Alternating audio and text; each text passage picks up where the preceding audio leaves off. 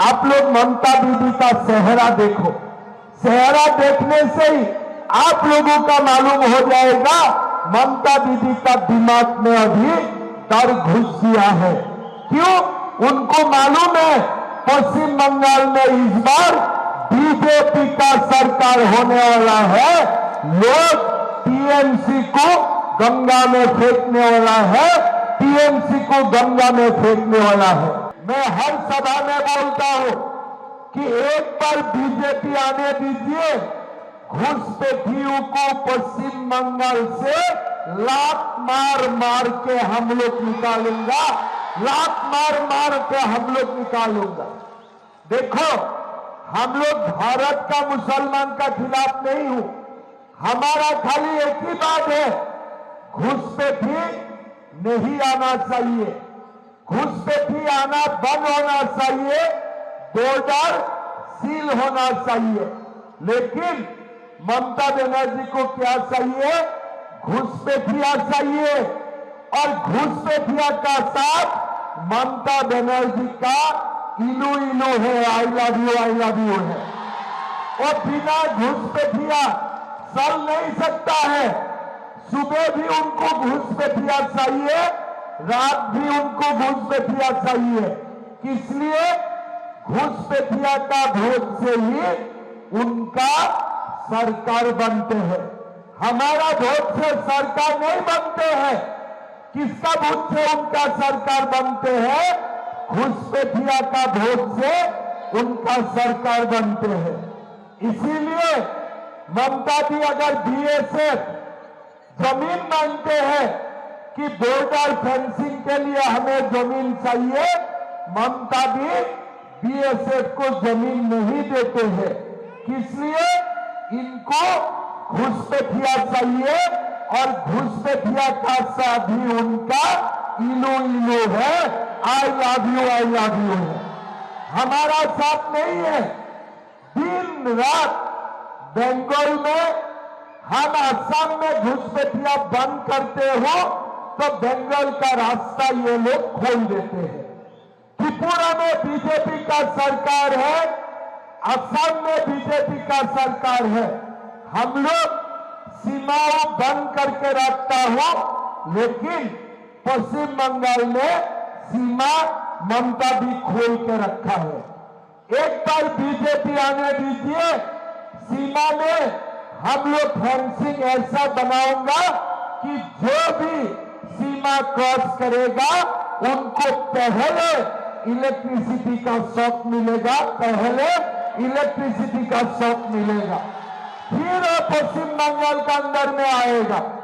भाई और बहनों, एक बार हमें पश्चिम बंगाल में बीजेपी का सरकार चाहिए। अगर पश्चिम बंगाल में बीजेपी का सरकार आते हैं ना, ये गुंडा राज एक ही दिन में बंद हो जाएगा। आज आप लोग देखिए, लोगों का पास जमीन नहीं है, लेकिन यही इलाका में 12,000 बीघा से ज्यादा जमीन अफीम खेती के लिए तृणमूल वाला लोग दे के रखा है। क्या है? आप धान खेती मत करो, किसका खेती करो? अफीम का खेती करो। यही तृणमूल का समाज विकास का रास्ता है। भाई और बहनों, आप लोग एक बात मान के चलो, जब तक हम लोग टीएमसी को नहीं हटाऊंगा, तब तक पश्चिम बंगाल में सुशासन कभी नहीं आएगा। भाई और बहनों, पहले लोगों को लगता है असंभव है। जब हम लोग यूपी में, उत्तर प्रदेश में जब हम लोग बोलते थे कि बाबरी मस्जिद का जगह में राम मंदिर बनेगा, तो लोगों को लगते थे कि यह असंभव है, यह संभव नहीं है। लेकिन जब सनातन जागृत होते हैं, तब 1000 बाबरी मस्जिद का जगह में राम मंदिर बनते हैं, राम मंदिर बनते हैं।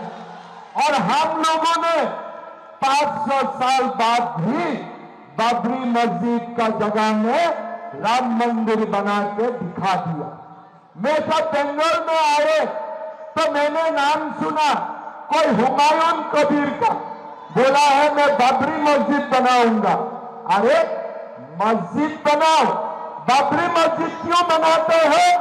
बाबर तो हमारे भारत को आक्रमण करने के लिए आए थे, तुम क्यों बाबरी मस्जिद बनाएगा? ये क्या तुम्हारा बाप का जमीन है, तुम बाबरी मस्जिद बनाएगा? ये क्या तुम्हारा बाप का जमीन है? आज बाबरी मस्जिद बनाएगा, कल औरंगजेब का मस्जिद बनाएगा, कल शाहजहां का मस्जिद बनाएगा।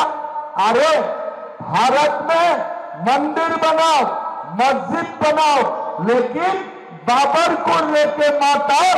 ये बाबर का जमीन नहीं है, ये प्रभु श्री राम का जमीन है, ये मां काली का जमीन है, ये मां दुर्गा का जमीन है। यहां में ये बाबर आबर नहीं चलेगा।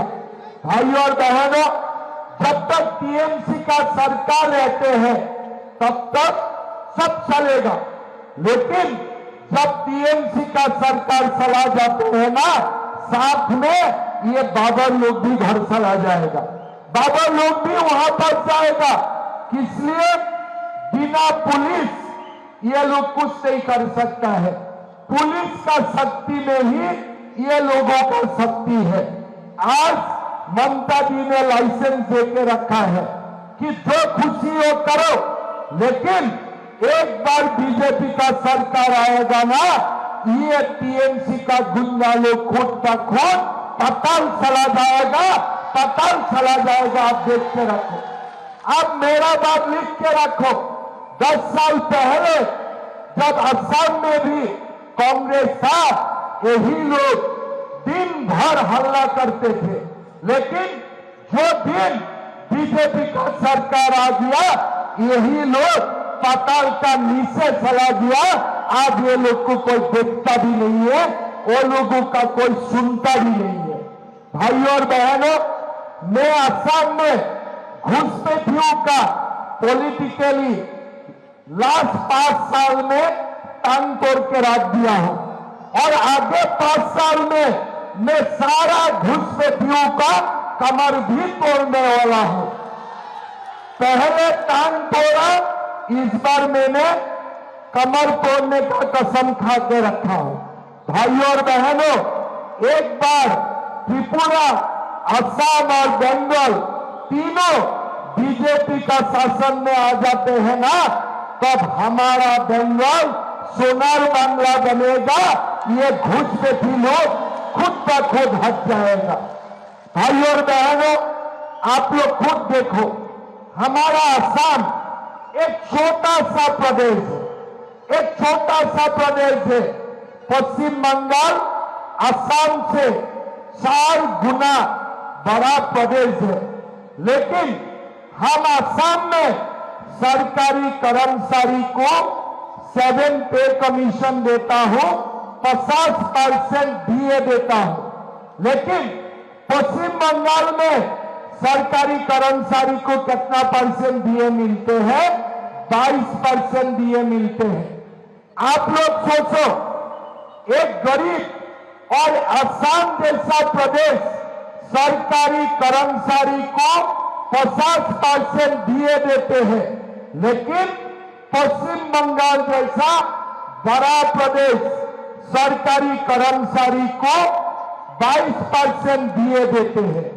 बीजेपी सरकार आएगा, हम यह आश्वासन देता हूं, हमारा सरकारी कर्मचारी को 50% डीए भी मिलेगा और पूरा 7 पे कमीशन का बेनिफिट भी मिलेगा।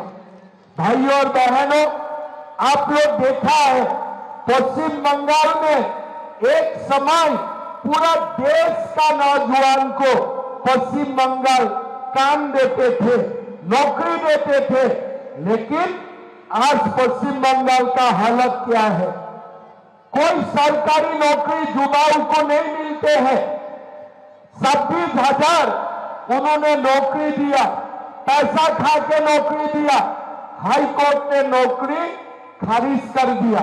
लेकिन यही 5 साल में मैं असम में 2 लाख लड़का लड़कियों को मैंने सरकार में नौकरी दिया। कितना दिया? 2 लाख। ममता जी ने कितना दिया था? 26,000। वो भी पैसा खा के दिया था। हाई कोर्ट ने नौकरी खारिज कर दिया। असम में हमने कितना नौकरी दिया? आप लोग गूगल करके देखिए। 2 लाख हम लोगों ने नौकरी दिया। एक भी कोर्ट केस से ही कुछ नहीं, हर लोग खुशी से नौकरी कर रहा है।